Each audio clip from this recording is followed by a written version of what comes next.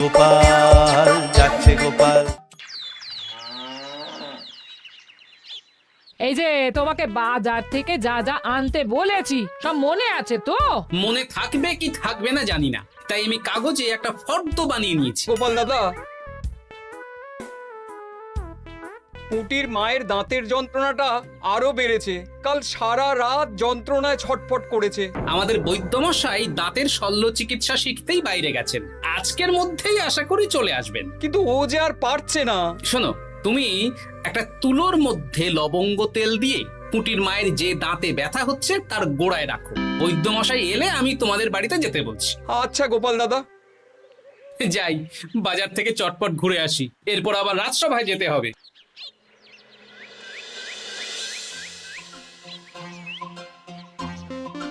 উফ, কি গরম রে বাবা, ছাতা নিয়ে বেরোলে ভালো হতো। এই তো সামনে আখের রস বিক্রি হচ্ছে, একটু আখের রস খাই, শরীরটা বেশ চাঙ্গা লাগবে। ভাই, আখের রস কত করে দিচ্ছ? 1 ভাঁড় 10 আনা গোপাল দাদা। দাও দেখি 1 ভাঁড়। আরে, এই যন্ত্রটা কিন্তু দারুণ। ওই আমাদের রাজ্যের বিজ্ঞানী মশাইয়ের অবদান।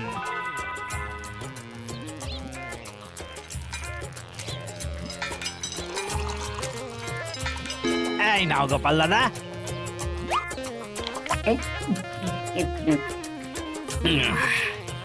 আহ, শান্তি। এই নাও ভাই, তোমার 10 আনা।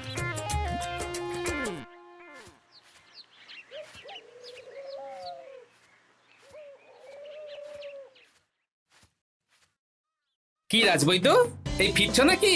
হ্যাঁ, এতদিন আমি দাঁতের চিকিৎসার ব্যাপারে তেমন কিছুই জানতাম না।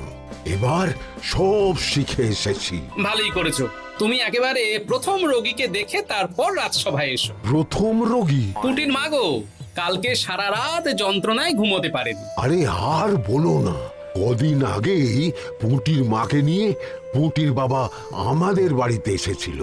দেখলাম ওই বাড়ির দাঁতে বিস্তর সমস্যা।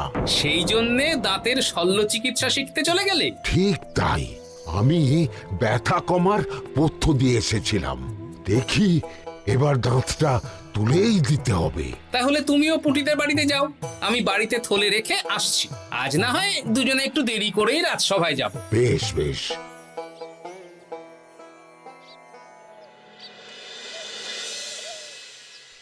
দেখুন মহারাজ, দেখুন আজকে রাজবৈদ্য আসেনি, আর ওদিকে গোপালও ডুব দিয়েছে।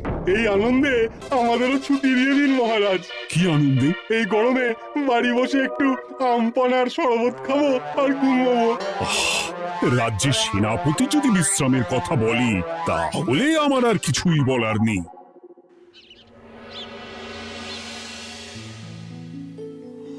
এই তো দাঁতটা পুরো পোকায় খেয়ে নিয়েছিল। এখন দুদিন কোনো কথা বলা যাবে না, শুধু জল বা তরল জাতীয় খাবার খাবে।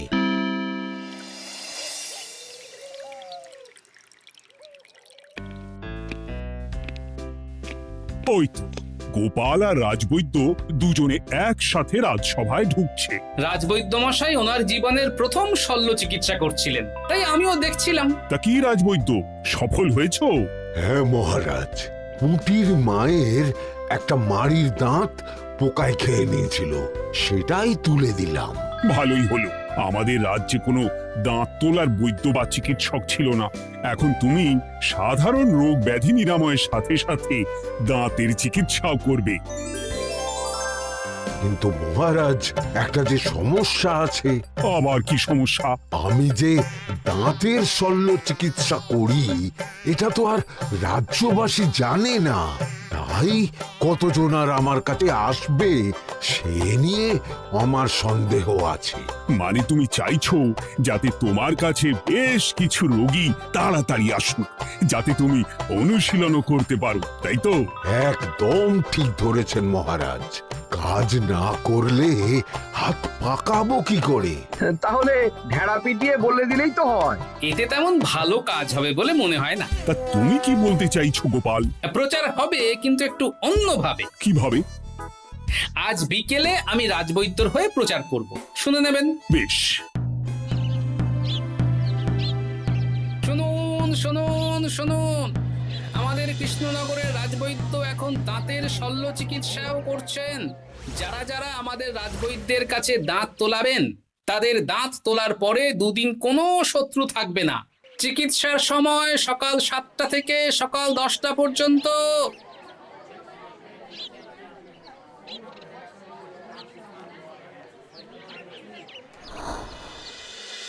এসব তুমি কি উল্টো পাল্টা কথা বলছো গোপাল? উল্টো পাল্টা না, আপনি দেখুন না আপনার বাড়িতে লোকজন আসে কি না। আর কেউ যদি জিজ্ঞাসা করে যে এই রকম প্রচারের কারণটা কি, তাহলে বলবেন রাজসভায় আমার সাথে কথা বলতে আমি বুঝিয়ে দেব। বেশ।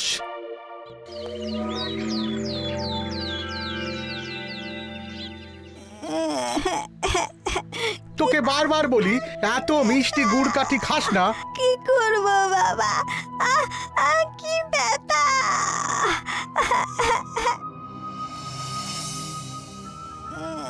বাড়ি আছেন নাকি বৈদ্যমশাই? হ্যাঁ, আছি আছি। এই আমার ছেলেটার না দাঁতে খুব ব্যথা দুদিন ধরে। দেখছি। তা আপনাকে তো এই রাজ্যে আগে দেখিনি। আমি পাশের রাজ্য থেকে আসছি। শুনলাম আপনার কাছে দাঁতের শল্য চিকিৎসা করালে আগামী দুদিন কোনো শত্রু থাকবে না। ঠিকই শুনেছেন। বেশ, তাহলে বলুন কেন থাকবে না? আগে চিকিৎসাটা করি, তারপর বলছি।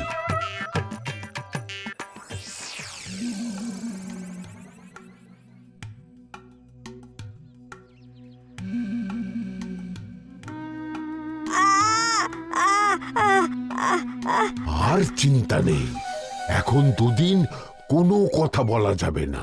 এবার তো বলুন আমার ছেলের আগামী দুদিন কোনো শত্রু থাকবে না কেন? আজকে রাজসভায় চলে আসুন, ওখানে গোপাল এই প্রশ্নের উত্তরটা দিয়ে দেবেন। তা বৈদ্য, তোমার কাছে আজকে কেউ এসেছে? সকাল সকাল দাঁত তুলে এলাম মহারাজ। বাবা, একদিনের প্রচারই এই ব্যাপার?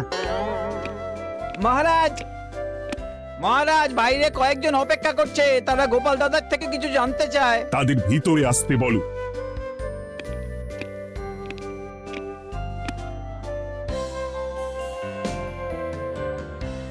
আজ আমার ছেলে বৈদ্যমশাইয়ের কাছে একটা দাঁত তুলিয়েছে। আমি জানতে চাই প্রচার অনুযায়ী আমার ছেলের নাকি আগামী দুদিন কোনো শত্রু থাকবে না, সেটা কেন বলা হয়েছে? আমরাও জানতে চাই। বলতে পারি, কিন্তু কথা দিতে হবে। এই কারণটা বাইরে আর কাউকে বলা যাবে না। বেশ, বলবো না। বাংলায় একটা প্রবাদ আছে, বোবার শত্রু নেই। মানুষ সাধারণত কথার বিনিময়ে মতবিরোধ, বিবাদ বা শত্রুতা করে। যে ব্যক্তি কথা বলতে পারে না, তাই তার সঙ্গে কথা বলে মতবিরোধ হওয়ার কোনো সুযোগই নেই। মানে যার যার দাঁত তোলা হবে, তারা তো আগামী দুদিন কথা বলতে পারবে না। আর কথা না বললে কোনো বিবাদ হওয়ার ব্যাপার নেই। আর বিবাদ না হলে কারো সাথে শত্রুতাও হবে না। কি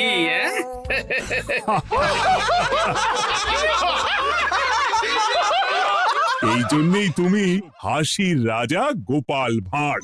কে তোমার কথা শুনতে যাবে? একদিন না হয় প্রচারের চমকে এলো, এরপর কিভাবে আসবে শুনি?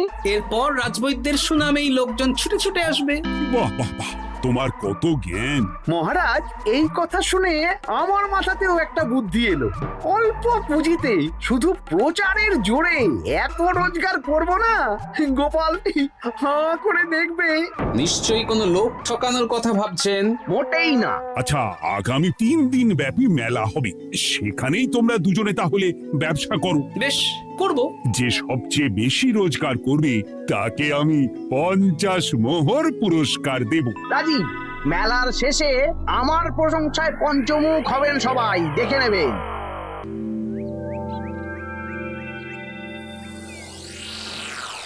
খুব তো বড় মুখ করে বলে এলেন যে ব্যবসা করবেন মেলার মাঠে। তা আপনি কি ব্যবসা করবেন শুনি? ভাগ্য পরীক্ষার দোকান দেব।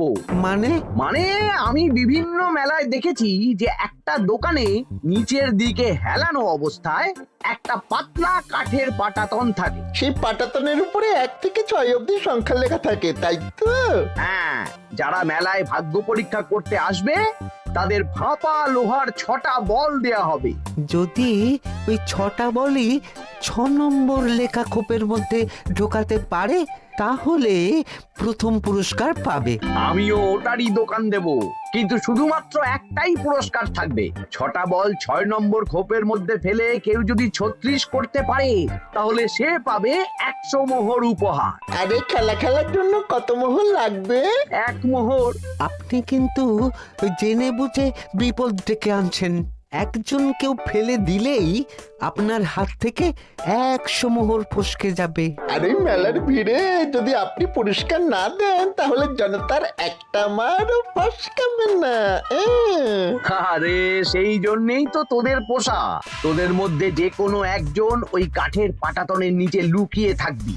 যখনই দেখবো কেউ 36 করে ফেলছে আমি গলা ঠাকরাবো আর তোরা কাঠের পাটাতনটা হালকা করে নিচ থেকে নাড়িয়ে দিবি। এটা তো দারুণ বুদ্ধি। কি বলছো গোপাল, তুমি আখের রসের দোকান দেবে? হ্যাঁ, এই গরমে আখের রসের বেশ চাহিদা। তোমার বানানো ওই যন্ত্রের চাকা ঘোরাবো আর আমার ভাগ্যের চাকা ঘুরবে। সে ঠিক আছে, আমার কয়েকটা যন্ত্র বানানোই আছে। তুমি না হয় মেলায় ব্যবহার করো 3 দিন। ব্যাস, আর চিন্তা নেই। এবার শুধু জমিয়ে আখের রস বিক্রি করব, সাথে বিভিন্ন মশলা, বরফ আর পাতিলেবুর রস দেব।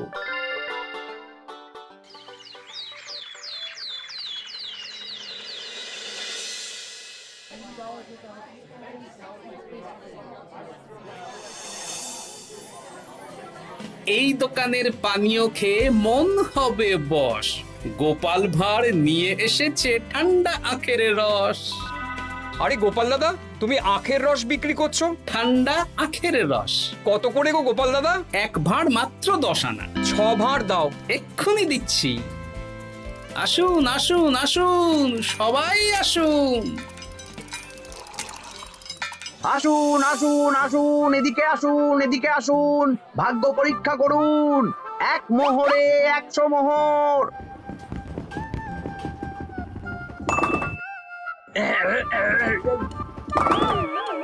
ভাগ্য পরীক্ষা করুন। মন্ত্রী মশাই বলেন কি 1 মোহরে 100? তুমিও ভাগ্য পরীক্ষা করাবে নাকি? একবার বাজিয়ে দেখতে দোষ কি? দাও, আখের রস খেয়ে বরং চলে যাই। এই তো হয়ে এসেছে। এই নাও, ধরো।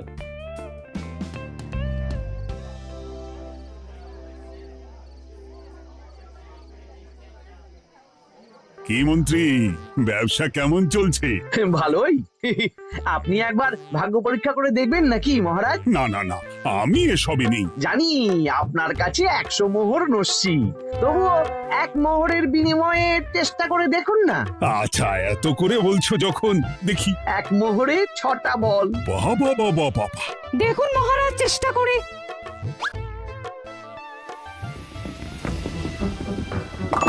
এই তো একটা 6 পড়েছে, আবার চেষ্টা করুন। জয় মা জয় মা। আবার 6। সাবাস। দেখুন হয়ে যেতে পারে, আর তো মাত্র 4টে বাকি। দেখি তৃতীয়টা। আরে পাস, আবার 6। নিন খেলুন। এই যা, হলো না। আরেকবার প্রথম থেকে চেষ্টা করবেন নাকি মহারাজ?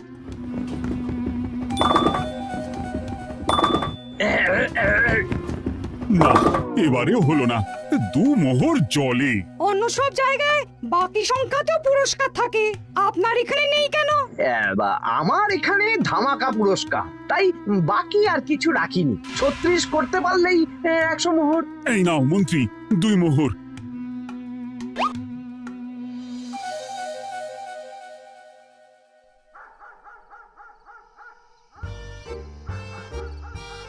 কি মন্ত্রী মশাই, আর তো মেলায় লোকজন নেই, বাড়ি যাবেন না? তুমি যাও না, আমি একটু পরে যাব। বেশ, আমি এগোলাম। গোপাল আর মন্ত্রী, তোমাদের কার কেমন রোজগার হয়েছে একদিনে? মহারাজ, কালকে আমার 7 মোহর 20 আনা রোজগার হয়েছে। আমার 70 মোহর। কিন্তু খরচ কিছুই হয়নি, কারণ কেউ 36 করতে পারেনি মহারাজ। আমি তো বলেছিলাম আমি যখন ব্যবসা করব গোপাল আমার ধারে কাছে দাঁড়াতে পারবে না। বেশ, এখনো তো আজ আর কাল দুদিন মেলার বাকি আছে। দুদিনেও আমার 2 কানা করিও খরচ হবে না, শুধুই রোজগার।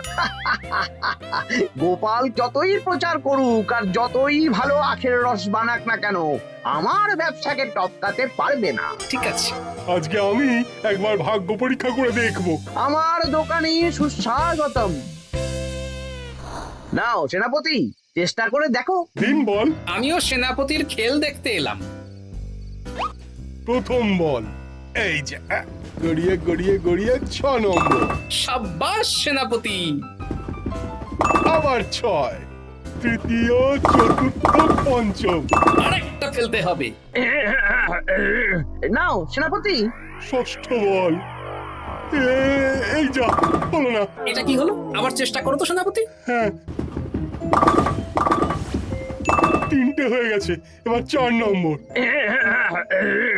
এই যা, 4 নম্বরে চলে গেল। ধুর চাই। ব্যাপারটা কি? মন্ত্রী মশাই গলা খুসখুস করার পরের বলটাই পরপর 2 বার অন্য ঘরে পড়ল। নিশ্চয়ই কোনো রহস্য আছে। না, আজকে রাতে ব্যাপারটা দেখতে হবে। চলুন মন্ত্রী মশাই, পুরো মাঠ ফাঁকা, একা একা মশা মারবে নাকি? আমি পরে যাব, তুমি যাও তো। বেশ। ব্যাপারটা কি? আমাকে তো নজর রাখতে হচ্ছে। না, একটা গাছের পিছনে লুকিয়ে পড়ি, মন্ত্রী মশাই গেলে ওনার পিছু নেব। দেখুন মন্ত্রীমশাই, পরপর 2 দিন আমি পাটাতনের নিচে ছিলাম। আগামীকাল ঘরটাকে থাকতে বলুন। বেশ, তাই হবে। আর অত জোরে গলা ঠাঁকড়াবেন না, কেউ যদি সন্দেহ করে ব্যাপারটা বুঝে যায় মুশকিল হয়ে যাবে। আরে কেউ বুঝবে না, অনেক রাত হলো, চল চল চল চল চল। আচ্ছা, এই ব্যাপার। তাই ভাবি 2 দিন ধরে একটাও কেউ পারলো না কেন? কাল আমিও মজা দেখাবো।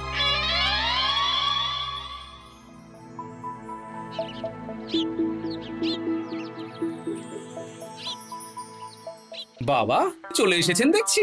এত চাহিদা না আমার এই ভাগ্য পরীক্ষার, তাই আগে আগে চলে এসেছি। মন্ত্রীমশাই, আপনাকে মহারাজ এক্ষুনি ডাকছেন। এখন কেন? সে তো জানি না, চলুন।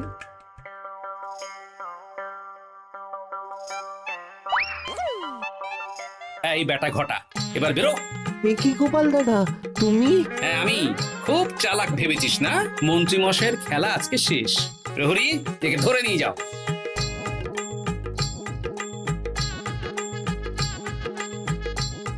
বিজ্ঞানী, তুমি তোমার চুম্বক নিয়ে এসেছো তো? হ্যাঁ, এবার 6 নম্বরের নিচে একটা টান টান করে সমান রেখা টানতে হবে, আগা থেকে গোড়া অবধি। তুমি তো সব সকালে বুঝিয়েই দিয়েছো, দাঁড়াও দাগটা টেনে নি। একদম 6 নম্বর খোপ অবধি যাচ্ছে, সেই অনুযায়ী টান টান করে দাগ টানো। টানছি, তুমি বাইরে নজর রাখো। নজর রাখছি। কাজ হয়ে গেছে, তুমি একবার অনুশীলন করে দেখে নাও। হ্যাঁ দেখছি। শুরু করো। শুরু করছি। একদম পাক্কা আছে। দূর, কেউ ডাকেনি, অকারণে সময় নষ্ট করলো। কতগুলো খদ্দের ফিরে গেছে কে জানে। কি হলো মন্ত্রী মশাই, এত রাগ কিসের? রাগ হবে না, ওরই বেটা আমার সাথে মজা করছিল। বেশ অনেকজন খদ্দের ফিরে গেল, আমার কত ক্ষতি হয়ে গেল। আমি খেলে আপনার ক্ষতিপূরণ দিতে পারি। কি, তুমি খেলবে? হ্যাঁ, ভাগ্য পরীক্ষা করতে দোষ কোথায়? ওই তো বেশ কয়েকজন সভাসদেরা আসছেন, সবার সামনেই খেলবো। তাহলে শুরু করি। হ্যাঁ, শুরু করো। এই বল যা, 6 নম্বরে যা। আরে বাস, গোপালের ফেলাপল তো গড়ালো না, সোজা 6 নম্বরে চলে গেল। এই দেখুন, আবার যাবে। বলকে আমি বলবো, বল কথা শুনবে। এই বল যা তো, 6 নম্বরে যা। আবার 6, আবার 6, আবার 6। কি, এটা কি হচ্ছে? যা বল, এটাও 6 নম্বরে যা। আবার 6, 100 মোহর। হ্যাঁ এটা কি করে হলো? দিন মন্ত্রী মশাই, 100 মোহর দিন। ইয়ে না মানে মন্ত্রী দাও বলছি। আমি আবার খেলবো। 6 আবার 6। আবার 100 মোহর। আর নেই। এই ঘটা আর কি করছিসটা কি? ঘটা নেই মন্ত্রীমশাই, আমি আছি। আর আছে আমার চুম্বক। মানে মানে তোমার কারসাজি ধরা পড়ে গেছে মন্ত্রী। গোপাল আমাদের সব বলেছে। আপনি যেমন ছলনা করে ভাগ্য পরীক্ষার ব্যবসা করছিলেন, তেমনি গোপালও ছলনা করে আপনার ব্যবসা উল্টে দিল। তাহলে শেষমেশ কে জিতলো? হাসির রাজা, জ্ঞানীর রাজা, রসিক রাজা গোপাল ভাঁড়। লোকের ভাগ্য পরীক্ষা করছিলাম আর আমারই দুর্ভাগ্য নেমে এলো।